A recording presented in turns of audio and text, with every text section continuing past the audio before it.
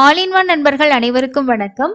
இந்த வீடியோல நம்ம பார்க்க போற இன்ஃபர்மேஷன், ஆந்திரால புதிய கவர்மெண்ட் வந்ததுக்கு அப்புறமா திருமலை தேவஸ்தானத்தோட இஓ சேஞ்ச் பண்ணாங்க. புதிய இஓ வந்ததுக்கு அப்புறமா திருமலையில நிறைய ரிவ்யூ மீட்டிங்ல இருந்து நிறைய இன்ஸ்பெக்ஷன் பண்ணிட்டு தொடர்ச்சியா நிறைய விஷயங்கள் மாற்றத்துக்கான முயற்சிகள் நடந்துட்டு இருக்கு. இது வரைக்கும் அவர் வந்ததுல இருந்து என்னென்ன விஷயங்கள் மாத்திருக்காங்க, இதுக்கப்புறம் என்னென்ன விஷயங்கள் மாறுற மாதிரி இருக்கு அப்படின்றதையும் இந்த வீடியோல நம்ம டீட்டெயிலா பார்க்கலாம். தரிசனம் போற பக்தர்களுக்கு கண்டிப்பா இந்த இன்ஃபர்மேஷன் எல்லாம் ரொம்ப யூஸ்ஃபுல்லா இருக்கும் அப்படின்னு நான் நினைக்கிறேன். அதே போல நீங்க என்னென்ன விஷயங்கள் மாறினா நல்லா இருக்கும் அப்படின்றத கமெண்ட்ஸ்ல ஷேர் பண்ணுங்க. ஸோ இந்த மாசம் இன்னும் டெய்லி இஓ பத்தின எந்த அப்டேட்டும் கொடுக்கல. மேபி அடுத்த மாதங்கள்ல இருந்து சேர்மன் வந்ததுக்கு அப்புறமா ஒவ்வொரு மாசமும் பக்தர்களோட ஃபீட்பேக் கேட்கறதுக்கான டெய்லி இஓ ப்ரோக்ராம் ஸ்டார்ட் பண்ணுவாங்க அப்படின்னு சொல்லி எதிர்பார்க்கலாம். அந்த மாதிரி டைம்ல நம்மளோட ஃபீட்பேக்ஸ் எல்லாம் டைரக்டா நம்ம சொன்னோம் அப்படின்னா கண்டிப்பா அதுக்குண்டான நடவடிக்கைகள் எடுக்கிறதுக்கு சான்சஸ் இருக்கு. அதனால நீங்க என்ன விஷயம் மாறணும் அப்படின்னு நினைக்கிறீங்க அப்படின்றத மறக்காம இந்த வீடியோட கமெண்ட் செக்ஷன்ல கண்டிப்பா ஷேர் பண்ணுங்க. அது கூடவே இன்னைக்கான தரிசன நேரம் பத்தின தகவல்களையும் இந்த வீடியோல டீட்டெயிலா பார்க்கலாம். நம்மளோட சேனலை இது வரைக்கும் நீங்க சப்ஸ்கிரைப் பண்ணலனா மறக்காம சப்ஸ்கிரைப் பண்ணிக்கோங்க. ஸோ ஃபர்ஸ்ட் புதிய இஓ வந்ததுக்கு அப்புறமா ஃபர்ஸ்டே என்ன சொன்னாங்க அப்படின்னா, முதலமைச்சர் அவர் சாமி தரிசனம் பண்றதுக்கு முன்னாடி அவர் என்ன சொல்லியிருந்தாருன்னா, திருமலையில அன்னப்பிரசாதம், லட்டு, ஸோ இன்னும் நிறைய விஷயங்கள் மாற்ற வேண்டி இருக்கு. ஸோ இந்த மாநிலத்துல முதல் மாற்றம் முதல் சுத்தப்படுத்தக்கூடிய நடவடிக்கை திருமலையில இருந்து ஸ்டார்ட் ஆகும் அப்படின்ற ஒரு விஷயத்த அவர் ஃபர்ஸ்டே சொல்லியிருந்தாரு. அதுக்கு அடுத்தது இஓ வந்ததுக்கு அப்புறமாவும் சிஎம் என்ன சொன்னாங்களோ அதே விஷயத்த அவர் ஒவ்வொரு விஷயமா போயிட்டு இன்ஸ்பெக்ஷன் பண்ணி அது தொடர்பான ரிவ்யூ மீட்டிங்கை இது வரைக்கும் கண்டக்ட் பண்ணிக்கிட்டே இருக்காங்க. ஸோ நேத்து கூட ஒரு ரிவ்யூ மீட்டிங் நடந்திருக்கு அன்னப்பிரசாதம் பத்தி. ஸோ அதனால அவங்க சொன்ன விஷயங்கள் எல்லாமே கரெக்ஷன் பண்றதுக்கான நடவடிக்கைகள் ஸ்டார்ட் ஆயிடுச்சு அப்படின்றத இதுல இருந்து நம்ம தெரிஞ்சுக்கலாம். ஒவ்வொரு ப்ரெஸ் ரிலீஸுமே நம்ம தமிழ்ல டிரான்ஸ்லேட் பண்ணி நம்மளோட டெலிகிராம் குரூப்ல பக்தர்கள் படிச்சு தெரிஞ்சுக்கிறதுக்காக ஷேர் பண்ணுவோம். ஃபர்ஸ்ட் விஷயம் பாத்தீங்கன்னா, லட்டுவோட குவாலிட்டி இப்போ அப்டேட் பண்ணியிருக்காங்க. நீங்க இப்ப பார்த்துட்டு இருக்கிறது கூட 5ஆம் தேதி ஜூலை 5ஆம் தேதி நடந்த இந்த லட்டு தயாரிக்கக்கூடிய தொழிலாளர்கள் இருக்காங்க இல்லையா, ஸோ அவங்க கூட பேசின ஒரு முக்கியமான ரிவ்யூ மீட்டிங்கை தான் நீங்க இப்ப பார்த்துட்டு இருக்கீங்க. ஸோ ரீசன்ட் டேஸ்லயும் இந்த ரிவ்யூ மீட்டிங் போயிட்டே இருக்கு. பயன்படுத்தக்கூடிய மூலப்பொருட்கள், நெய்ல இருந்து மற்ற பொருட்கள்லாம் என்ன மாதிரி அப்கிரேட் பண்ணணும், அதே மாதிரி அங்க ஒர்க் பண்றவங்களுக்கு என்னென்ன மாதிரி விஷயங்கள் அவங்க பண்றாங்க, என்னென்ன விஷயங்கள் சேஞ்ச் பண்ணணும் அப்படின்றதையுமே இஓ நிறைய இன்ஸ்ட்ரக்ஷன் கொடுத்திருந்தாங்க. ஸோ இந்த ரிவ்யூ மீட்டிங்ல இருந்து வரக்கூடிய அவுட்புட் என்ன அப்படின்னா, இப்போ லட்டுவோட குவாலிட்டி கொஞ்சம் நல்லா இருக்கு, அதாவது முன்ன இருந்ததை விட இப்ப பரவாயில்ல, ஒரு சிலர் சர்க்கரையெல்லாம் இப்ப பரவாயில்ல அப்படின்ற மாதிரி சொல்லியிருந்தாங்க. லட்டு அப்ப இருந்ததுக்கு இப்ப டேஸ்ட் பரவாயில்லன்றதுதான் பக்தர்களோட ஃபீட்பேக்கா இருக்கு. ஸோ வந்ததுக்கு அப்புறம் அவங்க நடத்தின ரிவ்யூ மீட்டிங் கொடுத்திருக்க இன்ஸ்ட்ரக்ஷனை ஃபாலோ பண்றது மூலமா இப்போ கொஞ்சம் சேஞ்ச் ஆயிருக்கு. இன்னும் வர்ற நாட்கள்ல முழுமையா மாறி இன்னும் நல்ல ஒரு குவாலிட்டியில கிடைக்கிறதுக்கான வாய்ப்புகள் அதிகமாவே இருக்கு.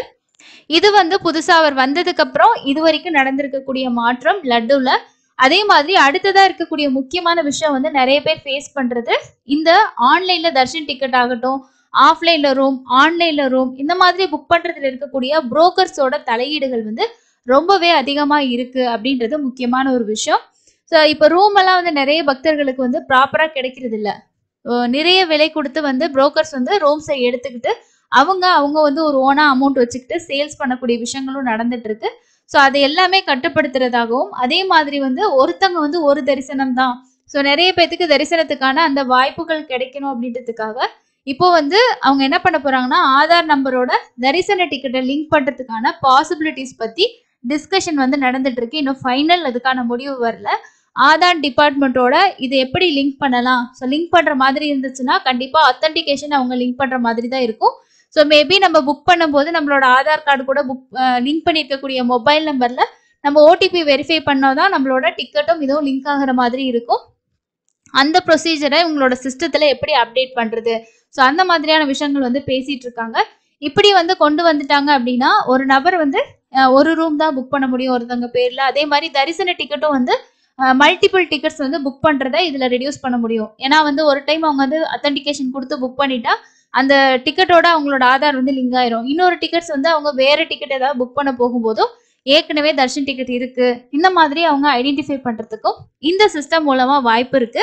இந்த சிஸ்டம் அவங்க நடைமுறை கொண்டு வந்தாங்க அப்படின்னா ஒரு நாள்ல தர்ஷன் இத்தனை பேர் தான் பார்க்க முடியும், அதாவது ஒரு நாள்ல ஒரு நபர் ஒரு தரிசனம் தான் பார்க்க முடியும், இல்ல ஒரு மாசத்துக்கு இத்தனை தடவை தான் பார்க்க முடியும் அந்த மாதிரி ரெஸ்ட்ரிக்ஷன்ஸ் வந்து வர்றதுக்கு வாய்ப்பு இருக்கு.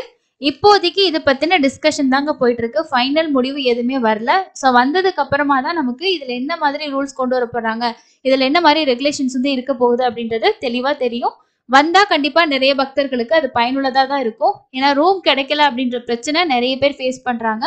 அதே மாதிரி இந்த புரோக்கர்ஸோட தலையீடுகள் ஃபுல்லாவே குறையறதுக்கும் வாய்ப்புகள் வந்து இருக்கு. அதுக்கு அடுத்ததா இருக்கக்கூடிய முக்கியமான சேஞ்சஸ் அப்படின்னு பார்த்தோம்னா அன்னப்பிரசாதம். ஸோ இந்த அன்னப்பிரசாதத்தோட அரிசியோட விஷயங்களும் நிறைய பேர் சொல்லியிருந்தாங்க. முன்ன மாதிரி இல்லை. ஸோ அங்கே இருக்கக்கூடிய நிறைய இடங்களும் வந்து பார்த்தீங்கன்னா கிளீனாக இல்லை, சுத்தமாக இல்லை அப்படின்றது தான் முக்கியமான விஷயம். அதுவும் நிறைய இடங்களில் போயிட்டு அவர் வந்து தர்ஷன் கியூ ஆகட்டும், அன்னப்பிரசாத வளாகட்டும், வெளியில மாட வீதிகளாகட்டும் எல்லா இடத்தையுமே இன்ஸ்பெக்ஷன் பண்ணாங்க. ஸோ அது கிளீன் பண்ணுற ப்ரொசீஜர் பற்றி நிறைய பேத்துக்கு வந்து இன்ஸ்ட்ரக்ஷன் போயிருக்கு. முக்கியமாக அன்னப்பிரசாதத்துலேயும் இப்போ நிறைய மாற்றம் வந்திருக்கு. நேத்து கூட வந்து பாத்தீங்கன்னா அவங்க வந்து ஒரு ரிவ்யூ வந்து பாத்தீங்கன்னா பண்ணியிருக்காங்க. அது மட்டும் இல்லாம அன்னப்பிரசாதம்க்கு பயன்படுத்தக்கூடிய அந்த மெஷினரிஸ் இருக்கு இல்லையா, அதெல்லாம் ரொம்ப பழைய மெஷினரிஸ். அதெல்லாம் எப்படி வந்து சேஞ்ச் பண்ணி மாத்துறது, அங்க இருக்கக்கூடிய ஒர்க்கர்ஸ்க்கு என்ன மாதிரி வந்து ட்ரைனிங்ஸ் எல்லாம் கொடுக்கலாம் அப்படின்னு சொல்லிட்டு இந்தியாவில் இருக்கக்கூடிய டாப் செஃப் எல்லாம் கூப்பிட்டு அவங்க கிட்டேயும் நிறைய வந்து ஃபீட்பேக்ஸ் வந்து கேட்டிருக்காங்க. ஸோ நேற்று நடந்த ரிவ்யூ மீட்டிங்ல முக்கியமாக சொல்லியிருக்காங்க பாருங்க, 10லேருந்து 15 வருஷத்துக்கு முன்னாடி நிறுவப்பட்ட அந்த இயந்திரங்களை வந்து மாத்துறதுக்கும் அதை நவீனப்படுத்துறதுக்குமான தொழில்நுட்பங்கள் குறித்து, அது மட்டும் இல்லாம அன்னப்பிரசாத கட்டடத்துல காய்கறிகள், மூலப்பொருட்கள், சுகாதாரம் மற்றும் உணவுப் பொருட்கள் சேமிப்பதை சரிபார்க்க நிபுணர் அதிகாரிகளை நியமிக்கணும் அப்படின்னு சொல்லிட்டு அவங்களுக்கு வந்து பரிந்துரைகள் வந்து கொடுத்துருக்காங்க. இதை பொறுத்து எப்படி வந்து நம்ம சேஞ்சஸ் வந்து பண்றது அப்படின்னு சொல்லிட்டு நாட்டின் முன்னணி சமையல் கலைஞர்கள் மற்றும் கேட்டரிங் நிபுணர்களை கொண்ட குழு வந்து அமைக்கப்பட்டு விரிவான அறிக்கையை வந்து சமர்ப்பிச்சிருக்கிறதாகவும் அது தொடர்பான அடுத்தடுத்த நடவடிக்கைகள் நடக்கும் அப்படின்னு சொல்லியிருக்காங்க. ஸோ இது வந்து அன்னப்பிரசாதத்துல இப்போதைக்கு கரண்டா நடந்துட்டு இருக்க விஷயம். சேஞ்சஸ் வந்து ஆகியிருக்கு. இன்னும் நல்லா அப்டேட் ஆகும் அப்படின்னு சொல்லி நம்ம அடுத்து வரக்கூடிய நாட்கள்ல எதிர்பார்க்கலாம். அதுக்கு அடுத்ததான் ஈயோ வந்ததுக்கு அப்புறமா கொண்டு வந்த முக்கியமான மாற்றம் அப்படின்றது ஸ்ரீவாரி மெட்டோட நடைபாதை டிக்கெட் ஏற்கனவே இருந்தது. ஸோ சிறுத்தை நடைமாட்டத்துக்கு அப்புறமா எல்லாமே எஸ்எஸ்டியா கன்வெர்ட் பண்ணாங்க. இது பெரும்பாலும் பாதிக்கக்கூடிய நபர்கள் வந்து நடைபாதையில போறவங்க தான். ஏன்னா இந்த டிக்கெட் வாங்கிட்டு நிறைய பேர் பஸ்ல போயிடுறாங்க, நடந்து போற எங்களுக்கு தர்ஷன் டிக்கெட்டும் கிடைக்க மாட்டேங்குது, நாங்க ரொம்ப நேரமும் வெயிட் பண்ற மாதிரி இருக்குன்னு சொல்லிட்டு தொடர்ச்சியா நிறைய பேர் சொல்லிட்டு இருந்தாங்க. ஸோ திரும்பவும் இந்த சிஸ்டத்தை வந்து ஸ்டார்ட் பண்ணிருங்க அப்படின்றனால இப்போ நடந்து போறவங்களுக்கு பெரிய அளவுல இது பயனுள்ளதா இருக்கு. ஏன்னா வாங்கிட்டு நம்ம 1200 படிக்கிட்ட போயிட்டு ஸ்கேன் பண்ணிட்டு போனாதான் தரிசன டிக்கெட் வந்து வேலிட் ஆகும், தர்ஷன் வந்து பார்க்க முடியும். ஸோ இது நடைபாதை தரிசன டிக்கெட்டை வந்து திரும்ப கொண்டு வந்தது பெரிய அளவுல யூஸ்ஃபுல்லான ஒரு விஷயம் தான். அதே போல அலிப்பிரி வழியா போறவங்களுக்கும் கண்டிப்பா இந்த விஷயத்த ரீஸ்டார்ட் பண்ணாங்கன்னா ரொம்ப பெஸ்டா இருக்கும். பூதேவி காம்ப்ளெக்ஸ்ல டோக்கன் வாங்கிட்டு காளிகோபுரத்துல ஸ்கேன் பண்ணிட்டு போற பழைய மெத்தடு திரும்பவும் வந்தா ரொம்பவே பெஸ்டா இருக்கும் நடைபாதை பக்தர்களுக்கு. அதே மாதிரி இப்போ நடைபாதை டோக்கன் வாங்குறவங்களுக்கும் சரி, எஸ்எஸ்டி டோக்கனுக்கும் சேம் என்ட்ரி பாயிண்ட் தான் இருக்கு. ஏடிஜிஹெச் சர்க்கிள் தான், சேம் டைம் தான் ஆகுது. ஸோ இவங்களுக்குன்னு சொல்லிட்டு தனியா வந்து ஒரு என்ட்ரி இருந்துச்சுன்னா ரொம்ப நல்லா இருக்கும். ஏன்னா நடந்து போறவங்க மற்றவங்களை விட கொஞ்சம் சீக்கிரம் தர்ஷன் பார்த்தாங்கன்னா பெஸ்டா இருக்க மாதிரி இருக்கும்.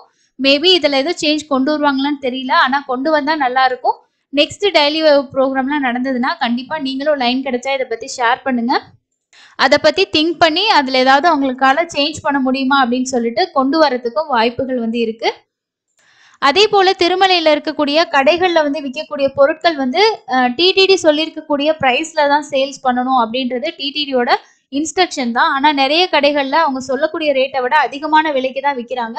இது தொடர்பாகவும் ஈயோ வந்து இன்ஸ்பெக்ஷன் பண்ணி ஒரு சில கடைகளுக்கு வந்து வார்னிங் வந்து கொடுத்துருக்காங்க. அதே மாதிரி ஸ்ரீவாரி மற்றும் நடைபாதையில நடந்து போற இடங்கள்ல இருக்க கடைகள்லயும் அதிகபட்சமான விலை விற்குதுன்னு சொல்லிட்டு நிறைய பக்தர்கள் சொன்னது விளைவா அங்க ஒரு கடைக்குமே வந்து பெனல்ட்டியுமே சொல்லியிருந்தாங்க.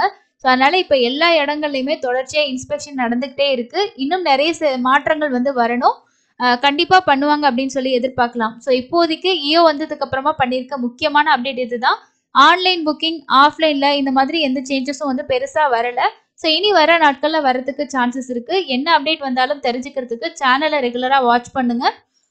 கீழ் திருப்பதியில டெய்லியுமே ஸ்லாட்டட் சர்வதர்ஷன டோக்கன் விடிய காலையில 2 மணிக்கு கொடுக்குறாங்க. ஸ்ரீவாரி மெட்டில் 6 மணிக்கு டோக்கன் ஸ்டார்ட் ஆகுது.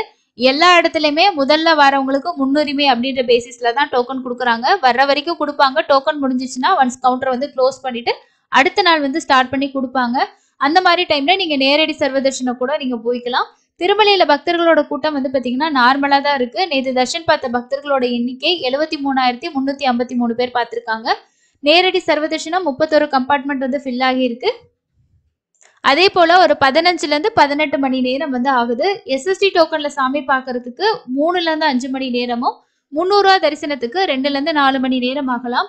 டெய்லியும் தரிசனத்துக்கு ஓரளவுக்கு ஆவரேஜான டைம் தான் இருக்கும். சில டைம் கம்பார்ட்மெண்ட்ல வெயிட் பண்ற டைம் தான் அதிகமா இருக்கும். வீக் டேஸ் மாதிரி பிளான் பண்ணுங்க. ஸோ இதுதாங்க இன்னைக்கான முக்கியமான அப்டேட். கண்டிப்பா இந்த அப்டேட் எல்லாமே உங்களுக்கு யூஸ்ஃபுல்லா இருந்திருக்கும்னு நினைக்கிறேன். அடுத்து இன்னொரு பயனுள்ள பதிவுல சந்திக்கலாம். நன்றி.